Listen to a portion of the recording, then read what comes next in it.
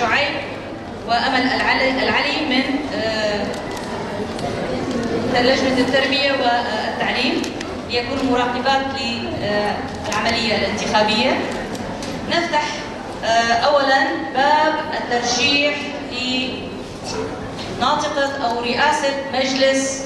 المرأة. رفيقات إقليم الفرات: أحلام العلي، زهرة أويس، هيبة عثمان، ندى الجادر. البيان الختامي للمؤتمر الثاني لمجلس المرأة العام في حزب سوريا المستقبل. تم اليوم انعقاد المؤتمر الثاني لمجلس المرأة العام في حزب سوريا المستقبل بتاريخ 16/10/2022 تحت شعار بإرادة المرأة الحرة المنظمة تبني سوريا المستقبل، وذلك في مدينة الرقة بحضور أكثر من 800 مندوبة ومن جميع الحركات والتنظيمات النسائية في شمال شرق سوريا ووحدات حماية المرأة ومجلس سوريا الديمقراطية والأحزاب السياسية، وعلى رأسهم عوائل الشهداء، حيث بدأ المؤتمر بالوقوف دقيقة صمت إجلالاً وإكراماً لأرواح الشهداء، تلاها إلقاء كلمة اللجنة التحضيرية، ثم قراءة الكلمة الترحيبية وإلقاء كلمة باسم مجلس سوريا الديمقراطية وقراءة برقيات التهنئة الواردة إلى المؤتمر. وبعدها تم المصادقة على ديوان المؤتمر، وتم قراءة التوجيهات السياسية والتنظيمية لمجلس المرأة العام، وكما تم قراءة ومناقشة التقرير التنظيمي من قبل الرفيقات لتقييم وضع المرأة وكيفية مواجهة التحديات والعوائق إن كان على الصعيد الاجتماعي أو السياسي، وأهمية تنظيم المرأة في التحول الحزبي والارتقاء به للوصول إلى كل امرأة سورية. ونوقش خلال المؤتمر التعديلات التي أجريت على النظام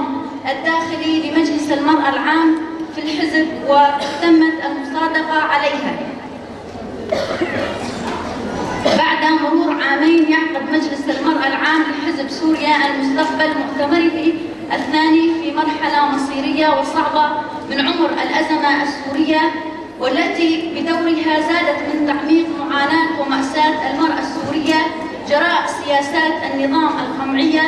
وتعنته وإصراره على الحل العسكري، ومما زاد من استعصاء الأزمة انتهاج دولة الاحتلال التركي ومرتزقتها ممارسات عدائية من نزوح، تهجير، قتل، اعتقال بحق الشعب السوري عامة والمرأة على وجه الخصوص. ونتيجة لهذه السياسات تحولت جغرافية سوريا إلى مركز للصراعات وساحة حرب أساسية لتصفية الحسابات القائمة بين القوى والأنظمة الإقليمية والعالمية. إلا أن المرأة في سوريا وشمال شرق سوريا عبر مؤسساتها في الإدارة الذاتية استطاعت أن تلعب دورا بارزا وهاما خلال الأزمة السورية، وأيضا تمكنت من إبراز مكانتها ومن الارتقاء إلى مواقع صنع القرار وإثبات كيانها وتنظيم ذاتها في كافة المستويات الحزبية والسياسية والإدارية. وأيضا تميزت في تنمية قدراتها العملية وأيضا التنظيمية لترسيخ خطواتها نحو التطور والتقدم، ولا تزال مستمرة في عملها ونضالها الدؤوب للحفاظ على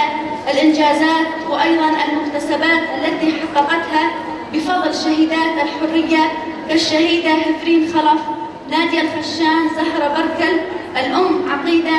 جيان ورفيقاتها زينب صاروخان، اللواتي أصبحن لنا منارة نمضي قدما في دربها بتصميم وشجاعة لتحقيق الحياة الحرة.